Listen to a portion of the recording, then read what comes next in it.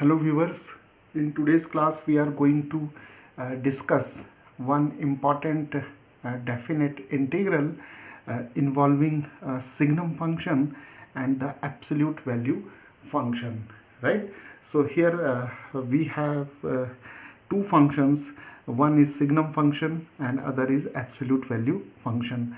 So in the numerator we have signum function and in the denominator we have absolute value function, right? So in order to integrate this function, we have to make use of the definition of signum function and absolute value function, right? So here we have the limits from -2 to 1, right? So let us start.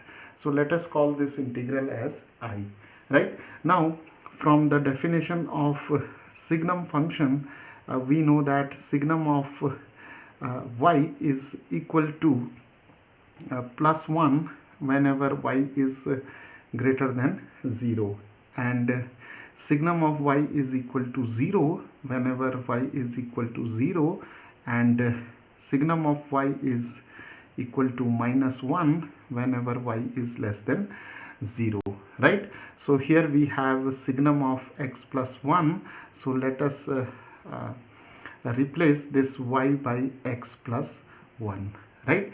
So signum of x plus 1 is now equal to plus 1 whenever x plus 1 is greater than 0, and signum of x plus 1 is equal to 0 whenever x plus 1 is equal to 0, and signum of x plus 1 is equal to -1 whenever x plus 1 is less than 0, right? So here we have these two inequalities and this is the equation.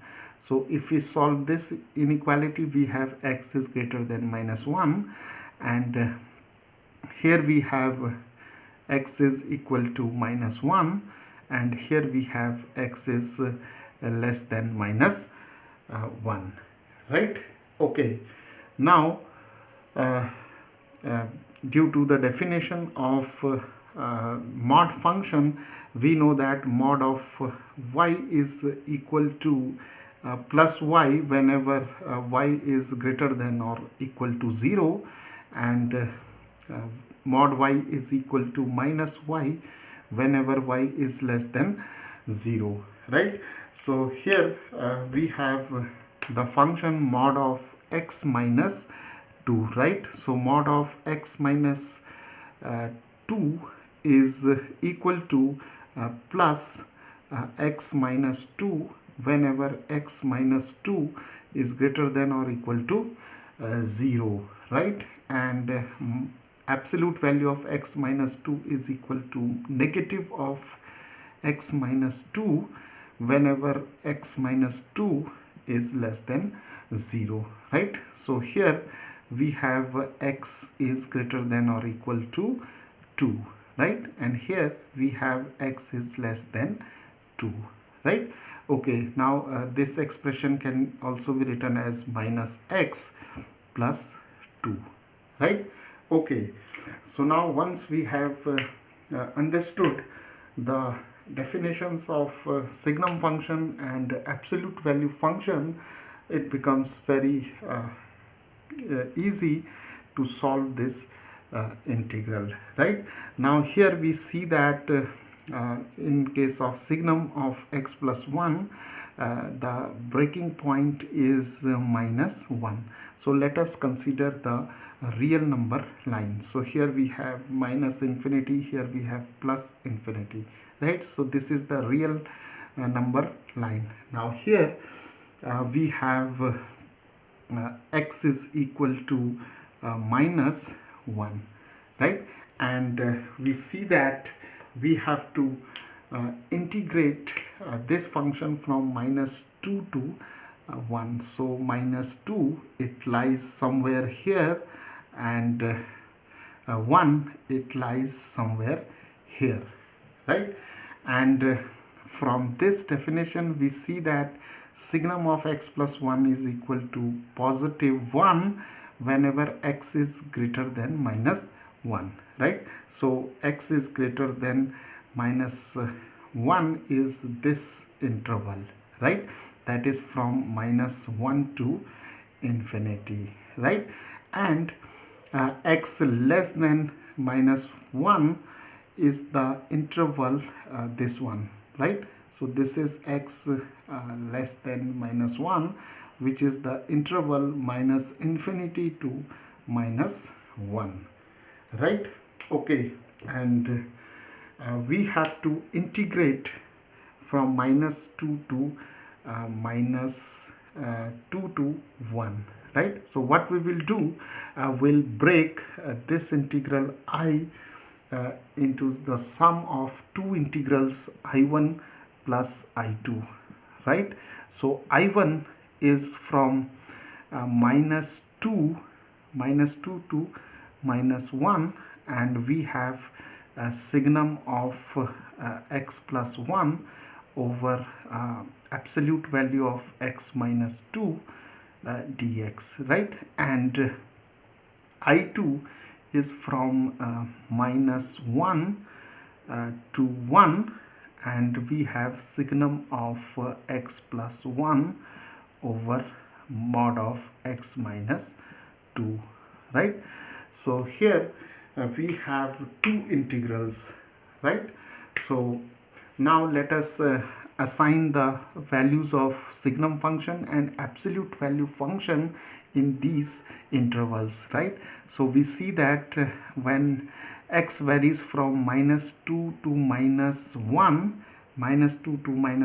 x is less than minus 1. So when x is less than minus 1, the value of signum of x plus 1 is minus 1. So here we have minus 1, and mod of x minus 2 is equal to minus x plus 2, right? Because here we have minus x plus 2, because whenever we have x less than minus 1, that is obviously less than x less than 2, right? So it implies that whenever x lies between minus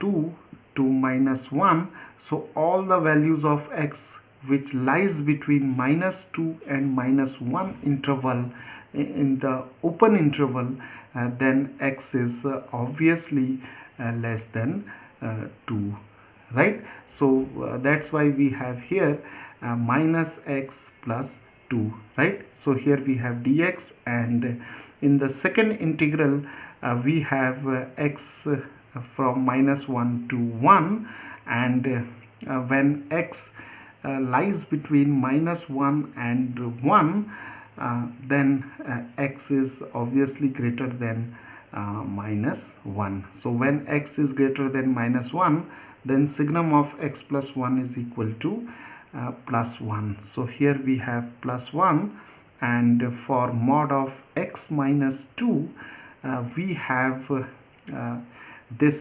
again, we have minus x plus 2, right? So in this integral also, when x belongs to minus 1 to 1, then obviously all the values of x which lies between minus 1 and 1, then the values of x are less than 2, right? So here also the value of absolute value function x minus 2 is equal to minus x plus 2, right? So in both the integrals, the value of mod of x minus 2 will be taken as minus x plus 2, because in the interval minus 2 to minus 1, all the values of x are less than 2, so we have minus x plus 2 here. And in this integral, all the values of x which lies between minus 1 and 1, all the values of x are again less than 2, so we have mod of x minus 2 is equal to negative x plus 2, right? So now we have these two integrals, and we have to solve these two integrals by the use of known integrals. So now we know that the integral of dx over a minus x is equal to negative of log of a minus x, right? So this result will be used to evaluate these two integrals, right? So here the value of a is 2, right? In this case also a is equal to 2. So now here we have minus, this minus will be taken outside the integral sign, and we have minus of log minus x plus 2, and the limits are from minus 2 to minus 1, and here also we have minus of log minus x plus 2, and the limits are from minus 1 to 1, right? And now we'll simply substitute the limits, and we'll take the difference. So this negative and this negative would become positive, so we have log of minus x plus 2, and the limits are from minus 2 to minus 1, and we can take this minus outside, and we have log of minus x plus 2, and the limits are from minus 1 to 1, right?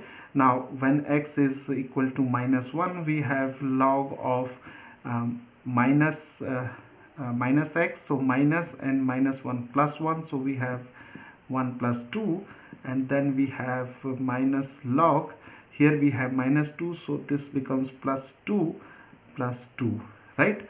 Okay, and here we have log of see, here x is 1, so we have minus 1 plus 2, and here we have log of x is minus 1, so minus and minus plus, so we have 1 plus 2, right? Okay, now this is log 3, and this is log 4, and here we have minus log 2 minus 1 is 1, and here we have minus log 3, right? And we can simplify it, and the value of log 1 is 0, so we have minus 0 plus log 3, and this is log 3 plus log 3 is 2 log 3 minus log 4, and we can write 2 log 3 as log 3 square minus log 4, and that is equal to log of 9. 3 square is 9, and here we have minus log 4, so we have log 9 over 4, right? So the value of this integral is log of 9 over 4, and here we have used the property that log a raised to b is equal to b log a, and here we have used the property log of a minus log of b is equal to log a over b, right? So viewers, this is how we solve this integral, in which the integrand is a combination of a signum function and absolute value function.